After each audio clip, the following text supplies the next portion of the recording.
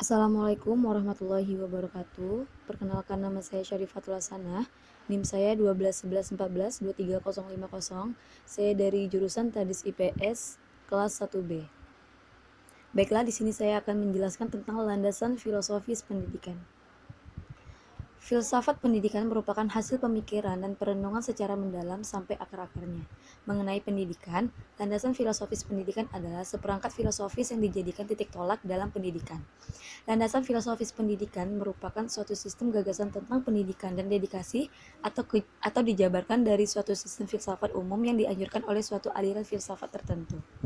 Landasan filsafat pendidikan tidak berisi konsep-konsep tentang pendidikan yang apa adanya, melainkan berisi tentang konsep-konsep pendidikan yang seharusnya atau yang dicita-citakan.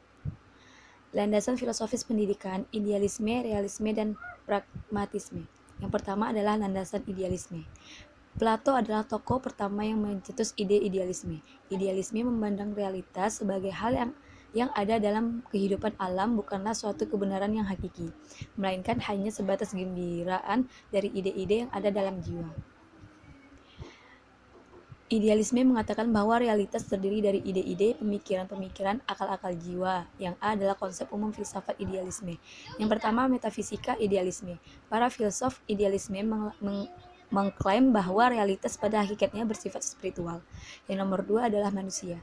Adalah makhluk spiritual, makhluk berpikir, memiliki tujuan hidup dan hidup di dunia dengan suatu aturan yang moral yang jelas. Yang ketiga, epistemolog atau manusia diperintah oleh nilai moral yang imperatif yang bersumber dari realitas yang absolut. Yang B, implikasi terhadap pendidikan. Yang pertama, tujuan pendidikan untuk membantu pengembangan karakter, pengembangan bakat manusia, dan kebijakan sosial. Yang kedua adalah kurikulum pendidikan. Untuk mencapai tujuan pendidikan, kurikulum pendidikan idealisme berisi pendidikan liberal dan pendidikan praktis atau vokasional. Pendidikan liberal dimaksudkan untuk pengembangan rasional dan moral. Adapun pendidikan praktis yang mengembangkan kemampuan suatu kehidupan atau pekerjaan. Yang ketiga adalah metode pendidikan. Metode yang diutamakan adalah metode dialektik, namun tiap metode yang mendorong belajar dapat diterima dan cenderung mengakibatkan dasar-dasar psikologis untuk belajar. Yang keempat adalah peran peserta didik dan peserta didik. Pendidik bertanggung jawab menciptakan lingkungan bagi peserta didik, sedangkan peserta didik bebas mengembangkan kepribadian dan bakat-bakatnya. Yang kedua adalah landasan realisme. Landasan realisme merupakan pemikiran murid Plato yang bernama Aristoteles. Realisme adalah aliran filsafat yang memandang bahwa dunia materi di luar kesadaran ada sebagai suatu yang nyata dan penting untuk dikenal dengan mempergunakan kemampuan intelektual yang dimiliki manusia. Menurut realisme, hakikat kebenaran itu berada pada kenyataan alam ini, bukan pada ide atau jiwa.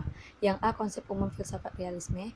Metafisika realisme, kenyataan yang sebenarnya hanyalah kenyataan fisik atau materialisme.